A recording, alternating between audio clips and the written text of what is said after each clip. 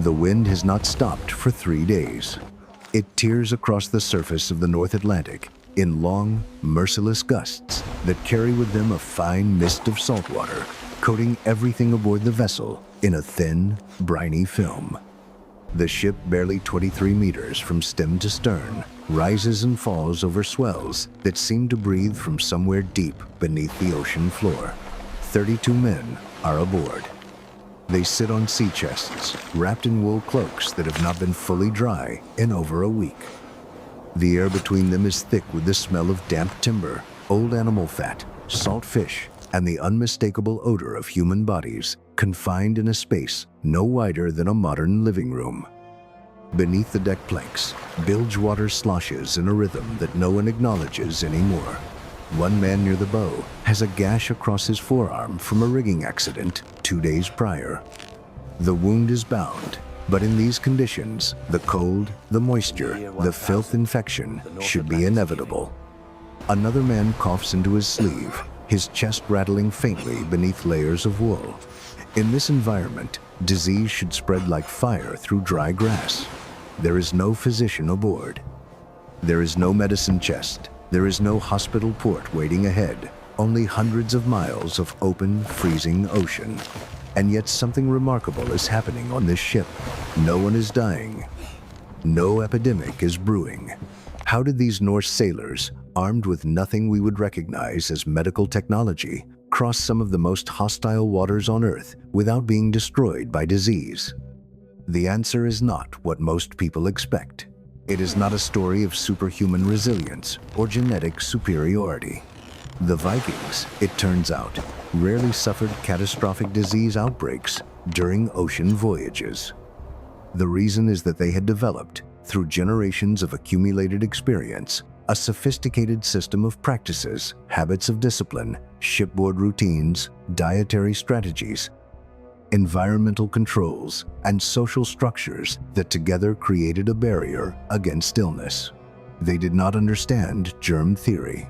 They did not know what bacteria were, but they understood consequences. And that understanding, passed down through oral tradition and the hard lessons of failed voyages, became something close to a science of survival. To grasp how extraordinary this was, consider how lethal the sea was supposed to be. Freshwater stored in wooden barrels would go stagnant within days, becoming a breeding ground for bacteria. Food, unless preserved, would rot and produce toxins. Open wounds would fester in damp, salty air, leading to gangrene and sepsis. Scurvy could begin degrading the body within weeks, loosening teeth, reopening old scars, causing lethargy and hemorrhaging. 30 or more people in a confined space, sharing food, air, and sleeping quarters, created ideal conditions for respiratory illness, gastrointestinal infection, and parasitic infestation. Every condition that epidemiologists would later identify as a catalyst for outbreak was present, and yet the archaeological record tells a different story. When researchers examined Viking-age ship burials, coastal encampments, and physical remains of Norse sailors, they found remarkably few signs of epidemic disease. The bones show hard use, arthritis, old fractures, the wear of labor, but not widespread infection. Saga literature makes surprisingly few references to mass illness aboard ships. Excavations of vessels like the Oseberg and Gokstad ships revealed storage systems, grooming tools, and containers, suggesting organized routines, but nothing resembling a medical kit. The implication is striking.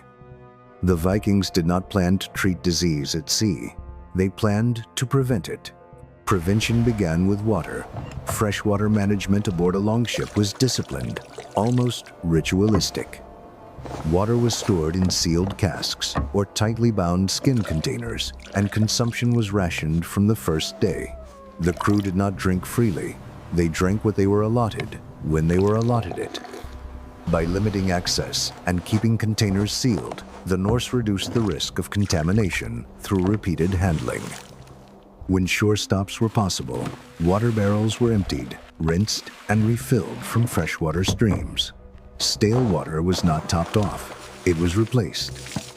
This rotation cycle was a practice that many later European navies failed to implement for centuries. Food preservation followed similarly rigorous logic. The Viking diet at sea was dominated by foods that resisted spoilage. Dried fish, smoked meat, hard flatbread, salted butter, and fermented dairy like skyr formed the core provisions. Smoking and salting drew moisture from flesh, creating environments hostile to decay. Fermentation introduced lactic acid bacteria that suppressed harmful pathogens. The Vikings did not know the biochemistry, but they knew with certainty earned across generations that food prepared this way lasted longer and kept men healthy. They also knew which foods did not travel well, and they did not bring them. Waste management was another critical element. The open design of the longship, a feature that might seem like a vulnerability, was a profound advantage. Human waste was disposed of over the side. There were no enclosed latrines accumulating filth. The ship had no below deck in any meaningful sense. Its shallow draft and open construction meant waste was removed from the living space immediately. Rain and wave spray served to wash deck planks. Constant air movement prevented the buildup of stagnant atmosphere that would later characterize enclosed ships, where it became a perfect incubator for tuberculosis, typhus, and dysentery. That airflow mattered enormously. The longship was an open-air vessel.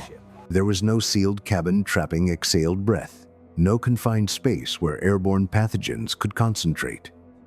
The wind that made the crew miserable also kept them alive, dispersing respiratory droplets and replacing stale air with clean ocean atmosphere. This was not a design choice made with disease in mind. It was an accident of engineering that produced a profoundly healthful environment.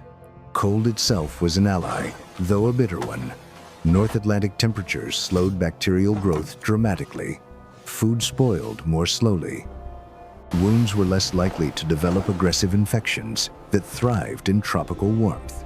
The chill that seeped into bones was, paradoxically, a preservative force, suppressing microbial activity on every surface of the ship. Personal hygiene, contrary to the popular image of the filthy Norseman, was taken seriously. Archaeological finds consistently include combs, ear spoons, tweezers, and razors among personal effects. External accounts note that Vikings groomed themselves regularly and bathed more frequently than many contemporaries. Aboard ship, combing was a method of lice and parasite control. Removing nits from hair and clothing reduced the risk of typhus, transmitted by body lice. This near-daily ritual was a frontline defense against one of the most common killers in confined populations. When wounds occurred, the Norse applied what they had. Tar, used in shipbuilding, has mild antiseptic properties and was likely applied to cuts. Honey, known for antibacterial qualities, was sometimes carried. Sphagnum moss, with natural, absorptive, and antimicrobial properties, was used as wound dressing. Clean cloth bindings rinsed in fresh water completed a wound care approach that was crude but effective enough to prevent routine infections. Shore stops were planned not merely for rest, but for renewal. Vikings routed voyages through island chains and coastal waypoints where crews could wash clothing in streams, bathe, gather fresh provisions, herbs, berries, eggs, seabird meat, and air out damp materials. These stops reset the hygiene clock, breaking the accumulation cycle that would otherwise overwhelm even disciplined routines. Norse coastal geography knowledge was not just navigational, it was medical infrastructure. Diet diversity played a protective role as well. Fermented foods provided probiotics, supporting gut health. Wild-gathered plants during shore stops supplied trace nutrients, including enough vitamin C to prevent scurvy.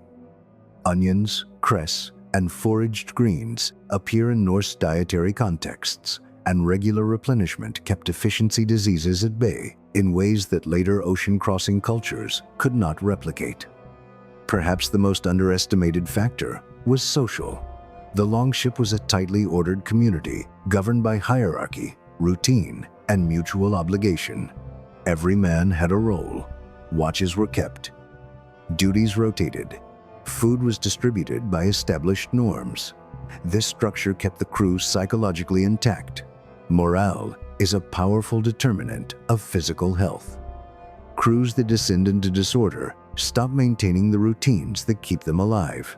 They stop disposing of waste, stop rationing water, stop grooming, stop caring for wounds. The social cohesion of a Viking crew, bound by kinship, reputation, and shared understanding that survival depended on collective discipline, maintained the behavioral framework within which all health practices functioned. This becomes apparent when comparing the Viking experience with later centuries. The age of European naval exploration produced vessels far larger and far more deadly to their own crews. Enclosed hulls trapped foul air below decks, crews numbering in hundreds packed into spaces designed for cargo. Water went foul in tropical heat. Rats multiplied. Lice spread typhus. Scurvy killed more sailors than combat, and storms combined. The Viking longship, by contrast, was too small, too open, and too exposed to become a death trap. Its limitations were its protections. Modern experimental archaeology has offered confirmation. Reconstructed voyages using replica longships have shown that crews following historically plausible routines complete multi-week crossings without significant illness. The open design, cold air, ventilation, and discipline of routine all function as evidence suggests. The systems work today exactly as they worked 1,000 years ago. The sea has not changed. The wind still tears across the North Atlantic with the same indifferent fury. The swells still rise from somewhere deep and unknowable. If you stood on the deck of a Viking longship today, soaked in spray, shivering in wool, you would feel the smallness of the human body against the vastness of the ocean. But you would also feel the ship beneath you, built with purpose. The routine maintained without complaint. The water rationed, the food sound, the waste gone, the air clean and cutting. These men did not survive because they were fearless. They survived because they were careful. They did not conquer disease with potions or prayers. They held it at bay with structure, cooperation, and the accumulated wisdom of every crew that sailed before them. The Viking longship was not just a feat of engineering. It was a feat of collective human intelligence, a vessel designed not only to cross the ocean, but to keep its crew alive long enough to reach the other side. And that is the most remarkable thing they ever built.